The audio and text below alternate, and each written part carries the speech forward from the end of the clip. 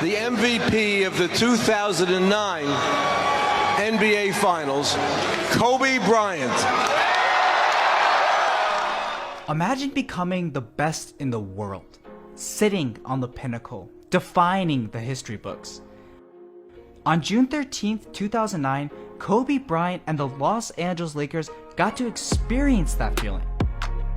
For the first time in his career, Kobe was undeniably the most valuable player on a championship-winning team. He was the best player in the world. He was no longer Shaq's sidekick, no longer the superstar who needed another superstar. For anyone else, it'd be a time to celebrate. For Kobe, it was time to get back in the gym.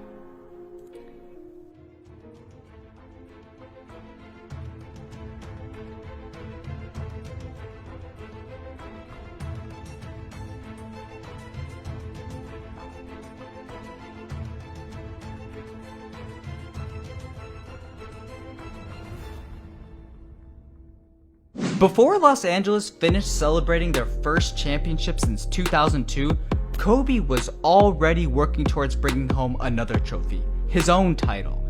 The Lakers stayed on brand, immediately pursuing repeated excellence. But it was bigger than that for Kobe.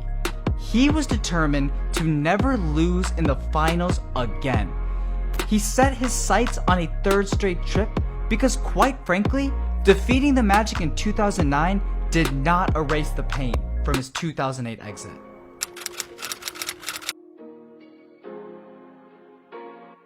Those times when you get up early and you work hard, those times when you stay up late and you work hard, those times when you don't feel like working, you're too tired, you don't want to push yourself, but you do it anyway. That is actually the dream.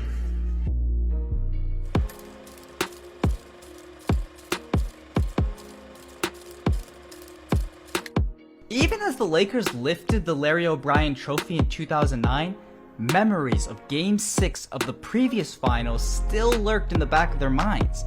A 39-point blowout to the franchise's biggest rival, Kobe, who many call the greatest Laker ever, lost to the Boston Celtics in the NBA Finals by 39 points. And the fact that the last championship that they played against each other, Boston won, there seemed to be a mission there, just like 85. And the mission wasn't just to win an NBA championship, but we want to avenge the 2008 loss. Winning the 2009 championship healed some wounds, but the scars were still apparent. You know, we felt great about what we accomplished in 09, but without winning again in 2010, it would not have felt the same. And so it's hard to put into words how motivated and pissed and angry we were after losing in 08. Mm-hmm. And that everything we accomplished after that started from there. Heading into the new season, the Lakers retained nearly all of their key players. They had their face of the franchise in Kobe. He still had his Robin and Paul Gasol, as well as Derek Fisher at the point and Andrew Bynum in the paint. The only starter who didn't come back was Trevor Ariza. He departed in an offseason meant for celebrating a title, and he left big shoes to fill.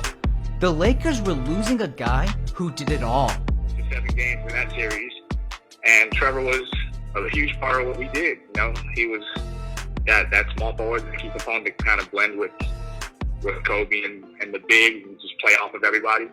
Ariza was not only clutch in the 2009 finals, he was also one of Bryant's closest friends. The two always matched up in practice, and Ariza credits Bryant for his rapid improvement. Kobe helped Ariza become a 3-and-D player who could start for any team. Unfortunately for the Lakers, Kobe did too good of a job. Ariza improved so much that he drew interest from a Lakers rival, the Houston Rockets.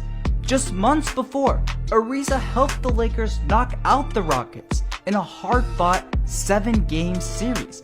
Now, he would suit up for them. Bryant and the Lakers realized Ariza left a hole that needed to be filled if they wanted to repeat. The team needed a wing defender, a shooter, a personality.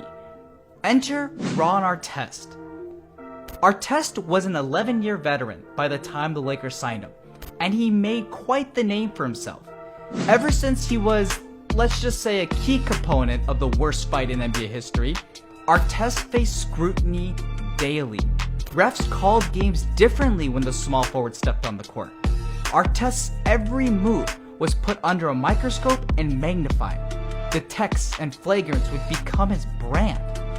When Artest was swapped to the Rockets the year before, Yao Ming semi-jokingly expressed reservations about his new teammate, saying hopefully he's not fighting anymore, going after a guy in the stands. Artest did not hesitate to respond. I'm still ghetto, that's not going to change. I'm never going to change my culture. Yao has played with a lot of black players, but I don't think he's played with a black player that really represents his culture as much as I represent my culture. After a rocky start, Artest thrived in Houston. While he did scrap on the court, his targets were never his teammates. His defensive intensity and drive encouraged the Lakers enough. They bet on him to continue trending positively. Became an all-star. Defensive player, one of the youngest defensive player of the year, one of the only wings, Kawhi Leonard and Michael Jordan. So you feel a certain way about yourself. You're supposed to be a champion. The Lakers fully understood Artest's reputation, but believed that Phil Jackson and company could tame his energy productively. And it took us a while to get connected to Ron's personality and I bet. the way he saw the game, and we all respected him a great deal, but it was just new energy that we had to figure out how to work with.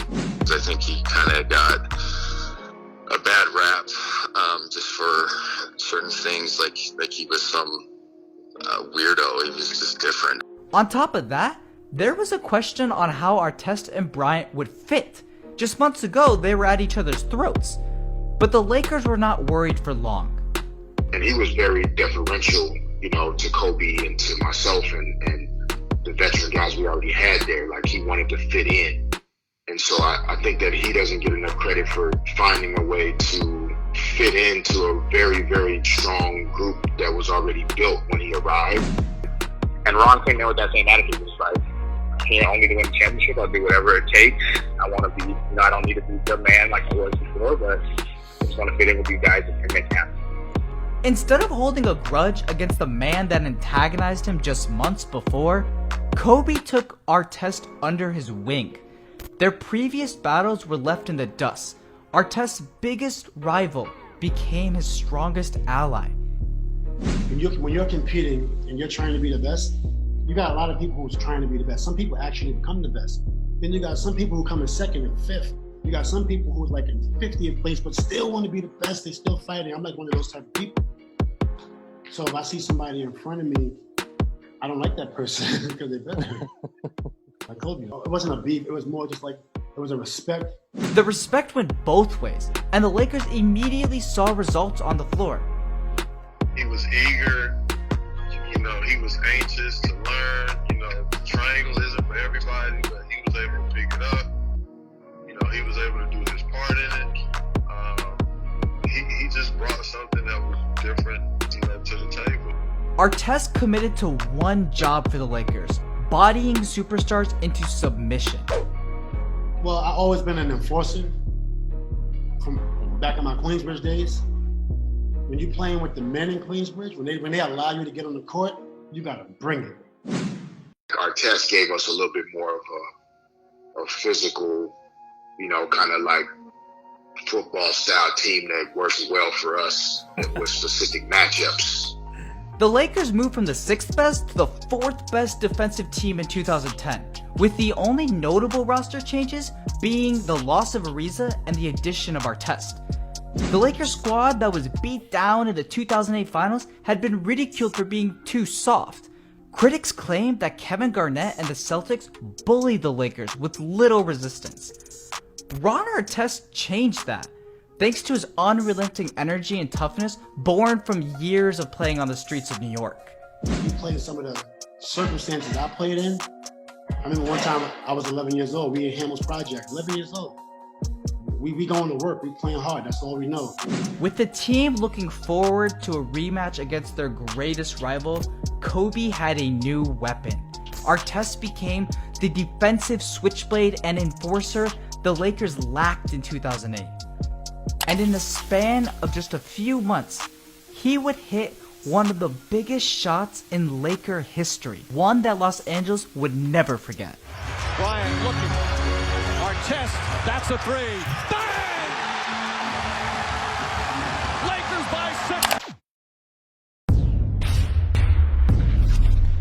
There's a mutual respect that we have for one another. It's that level of respect that enables us to perform at a high level when we compete against each other. It automatically makes you better.